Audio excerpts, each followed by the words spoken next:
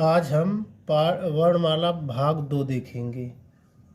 मैंने आपको कल बताया था स्वर के बारे में। स्वर कितने प्रकार के होते हैं, जीभ के आधार के प्रयोग के बताया था, ओष्ठ के स्थिति के आधार पर बताया था।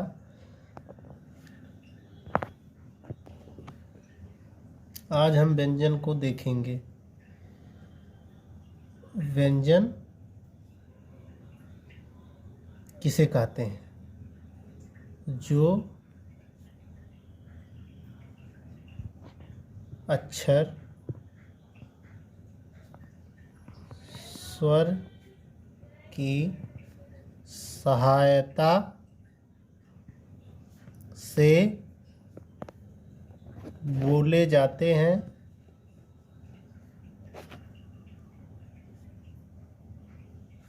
उसे व्यंजन कहते हैं। कॉन्सोनेंट कहते हैं, व्यंजन कहते हैं, या इंग्लिश में कॉन्सोनेंट कहते हैं।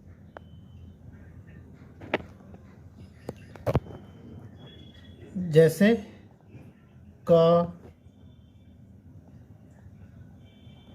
ख, ग, घ, ङ,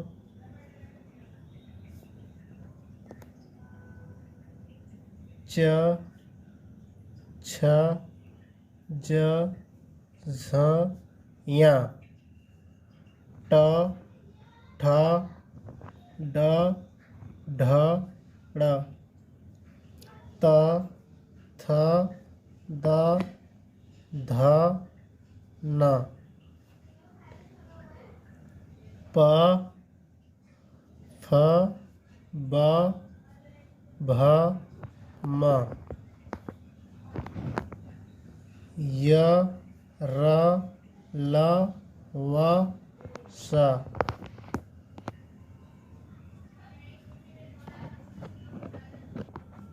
ह।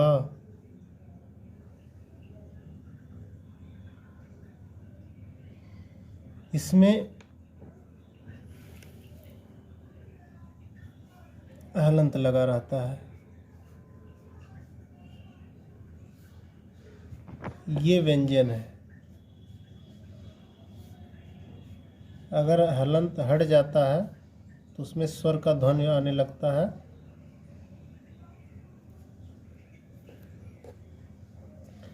अब इसको देखो क्या होता है।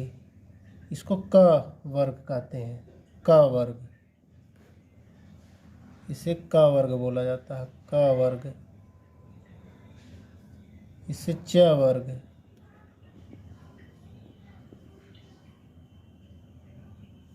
इसे ट वर्ग, ये त वर्ग, ये प वर्ग।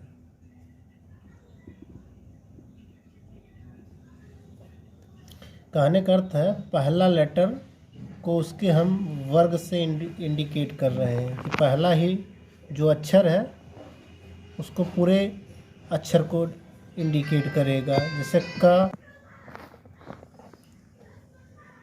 इसको प वर्ग बोला जाता है। य, र, ल, व, ये जो चार है, य, र, ल, व को हम अंतस्थः व्यंजन बोलते हैं। अंतस्थः व्यंजन बोलते हैं इसे। श, श, श, ह, ये शल्य वाला श, खट्टी सा छोटा सा ह को इसको ऊष्म या संघर्षी व्यंजन बोला जाता है। ऊष्म या संघर्षी व्यंजन बोलते हैं। इनकी संख्या 4 है। 4 इनकी संख्या। अंतस्थ व्यंजन भी 4 होते हैं। य, र, ल, व, ये अंतस्थ व्यंजन है। संयुक्त व्यंजन क्या होता है? संयुक्त व्यंजन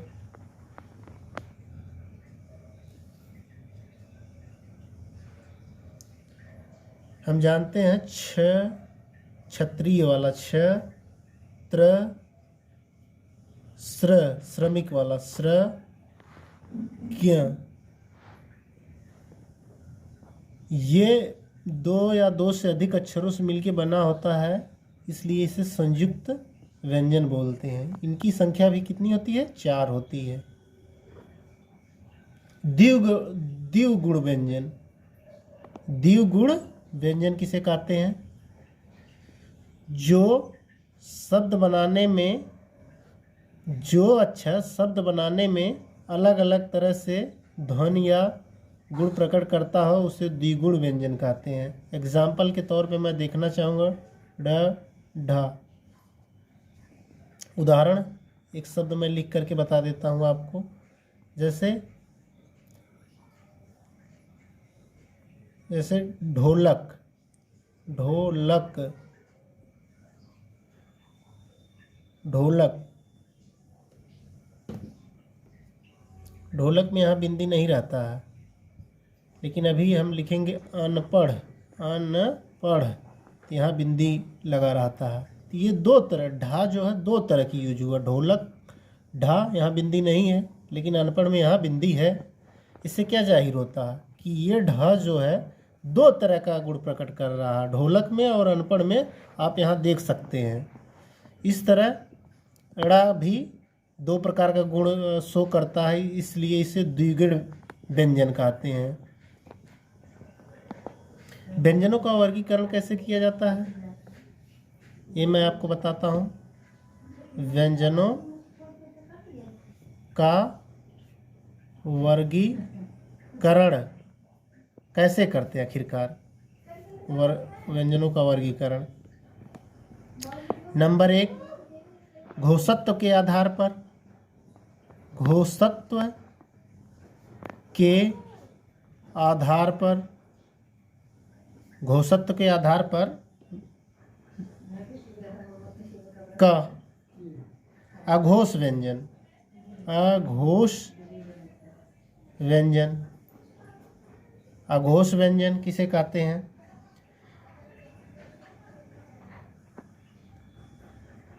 ऐसा व्यंजन जिसमें स्वर तंत्र में कंपन नहीं होता, उसे अघोष व्यंजन कहते हैं।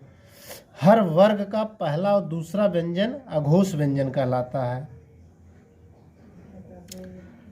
अघोष व्यंजन किसे कहते हैं? हर वर्ग का, आपको बताया ना, क वर्ग, च वर्ग, ट वर्ग, प वर्ग, इन सब का पहला और दूसरा व्यंजन ही क्या कहलाता है? अघोष व्यंजन। हर वर्ग का प्रथम वर्ण और दूसरा वर्ण अघोष व्यंजन कहलाता है।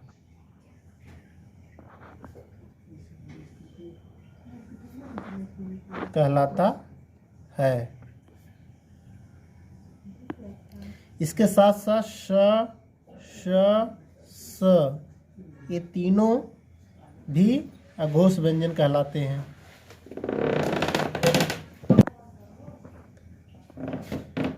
और ख, इसमें घोषत्व के आधार पे ख पार्ट।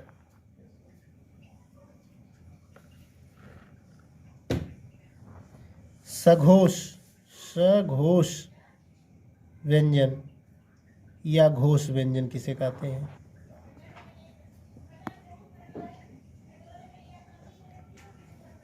हर वर्ग का तीसरा और चौथा, पांचवा, तीसरा, चौथा, पांचवा वर्ण हर वर्ग का घोष व्यंजन कहलाता है।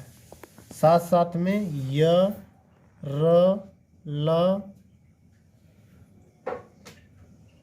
व, ह, ये भी सघोष या घोष व्यंजन के अंतर्गत रखते हैं। अगर कोई पूछे घोष व्यंजन की मीनिंग क्या होती है, तो स्वर तंत्र में कंपन होता है, उसे ही घोष या सघोष व्यंजन कहते हैं। अगर मैं बोलूँ य, प, फ, ब, भ, म में आप हमें अघोष व्यंजन बताओ, तो अघोष व्यंजन क्या हो जाएगा? पहला और दूसरा, यानी प फ को अघोष व्यंजन कहेंगे और सघोष व्यंजन तीसरा चौथा पांचवा को, यानी द ध न तीसरा चौथा पांचवा वर्ण हर वर्ग का सघोष व्यंजन कहलाता है। तो एग्जाम में आते हैं सघोष व्यंजन किसे कहते हैं, तो हम यही लिखेंगे कि हर वर्ग का तीसरा चौथा वर्ण ही क्या कहलाएगा, सघोष या घोष व्यंजन कहलाएगा। तो इस आधार पर अगर देखा जाए तो टोटल व्यंजन कितने होते हैं, 39। यहाँ हमने कैलकुलेट किया है, आपको मैं दिखाता हूँ।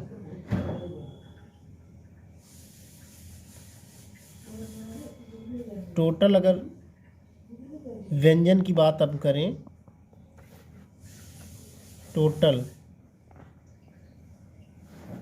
कॉन्सोनेंट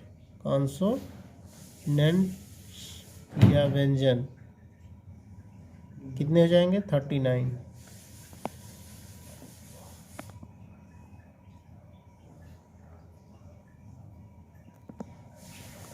नंबर 2, प्राण तत्व के आधार पर, प्राण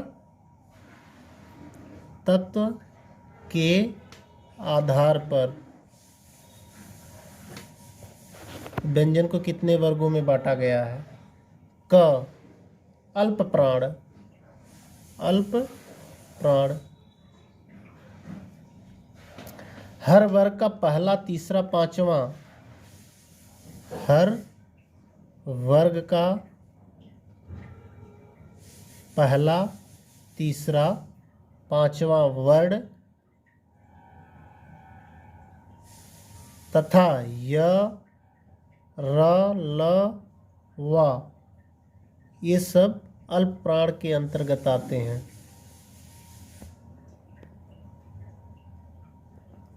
ख पाठ महाप्राण,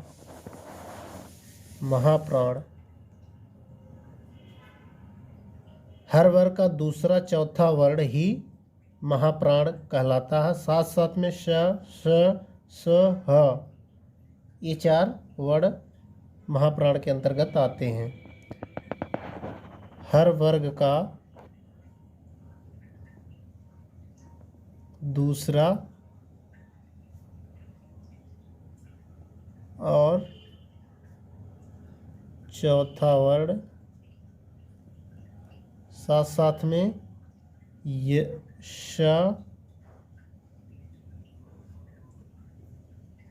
ये 4 वर्ड ये, इसको ही हम कहते हैं महाप्राण। व्यंजनों का वर्गीकरण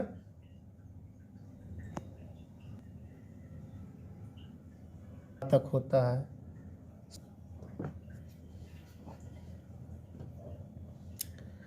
जैसा कि हमने बताया संयुक्त वर्ण क्या है। संयुक्त वर्ण किन किन अक्षरों से मिलके बनता है। जैसे श है, इसमें अधक का श मिलाकर के श बनता, त्र अधत र मिला के त्र होता है। उत्क्षिप्त व्यंजन किसे कहते हैं।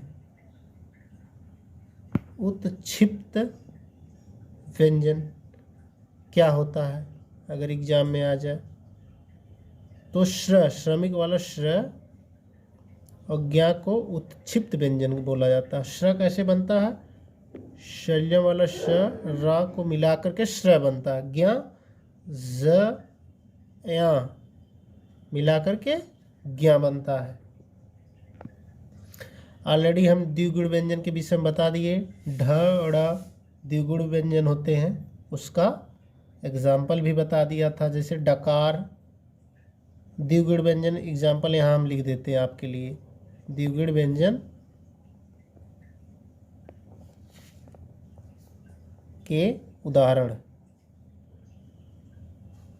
से डा भी होता है और डा, इस तरह ये दोनों को उदाहरण मैं देता हूँ। जैसे डकार, इसमें बिंदी नहीं रहता है, बट अगर सड़क हम लिखते हैं सड़क तो यहाँ पे बिंदी देते हैं। तो ये ड दो तरह का रोल प्ले किया यहाँ पे, इसलिए द्विगुण व्यंजन के अंतर्गत आता है।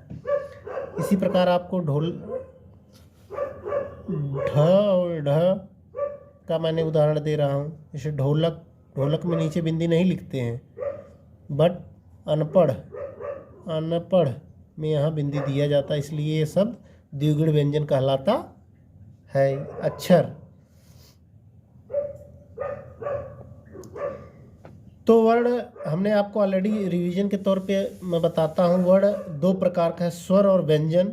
स्वर में आपको हमने बताया था कि 13 स्वर हैं, उसमें 11 को बोलते हैं,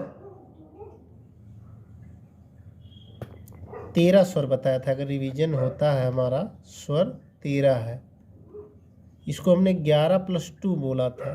जो 11 था मेन स्वर हो गया, और 2 जो था अह, इसको आपको हमने बताया था क्या इसे बोलते हैं, अगोह वाह, अयोग वाह, अयोग वाह।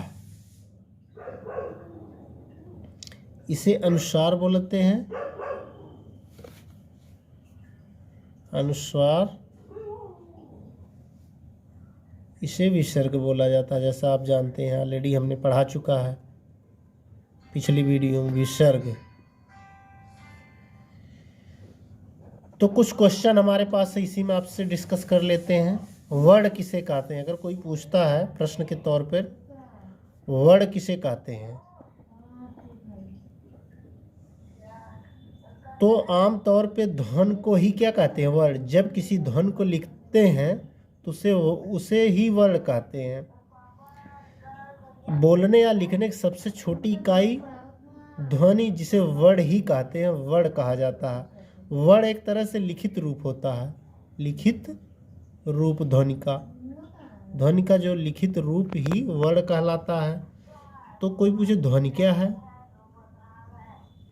मौखिक रूप, वर्ण का मौखिक रूप, मौखिक रूप ध्वनि कहलाता है। वर्णमाला किसे कहते हैं? वर्ण को लिखित रूप में क्रमबद्ध तरीके से अगर उसे हम लिख देते, अरेंज कर देते हैं, that is known as alphabet, वर्ण। अगर एक क्वेश्चन और आ जाए, आया भी है, भाषा की लघुत्तम इकाई क्या है? भाषा की लघुत्तम इकाई क्या है? तो आंसर क्या हम लिखेंगे? वर्ण। वर्ण को ही अक्षर बोलते हैं।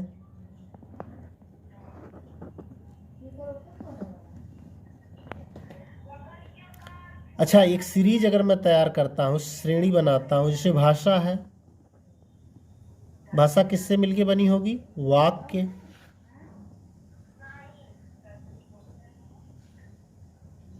वाक्य कैसे बना होगा? बन के शब्दों से। और शब्द कैसे बना होगा? अक्षर से या लेटर या वर्ण से।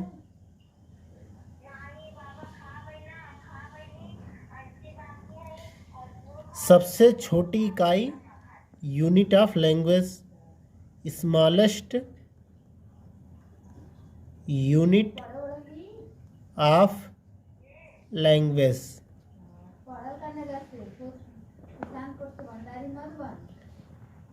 प्रश्न नंबर 3, ए वर्ण क्या कहलाते हैं? ए वर्ण क्या कहलाते हैं? आंसर में हम लिखेंगे इसे कंठ, तालव्य।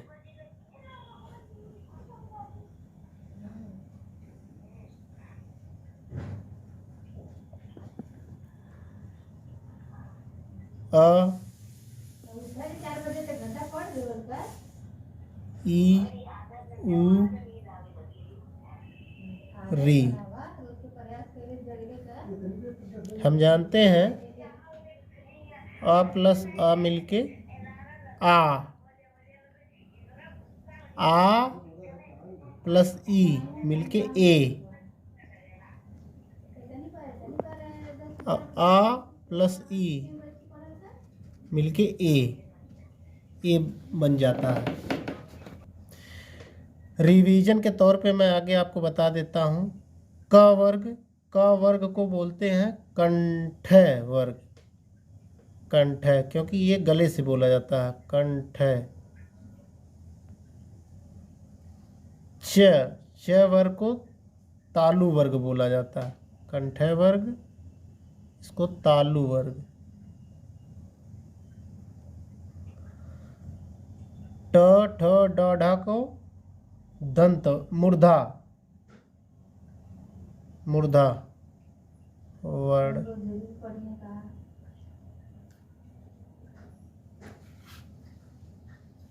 त थ द ध न, त थ दंत वर्ग। प फ ब भ म ओष्ठ वर्ग, क्योंकि इसका उच्चारण हम ओष्ठ से करते हैं। य र ल व को अंतस्थ व्यंजन, स श श ह उसमें या संघर्षी व्यंजन ऑलरेडी हमने आपको बता चुका है।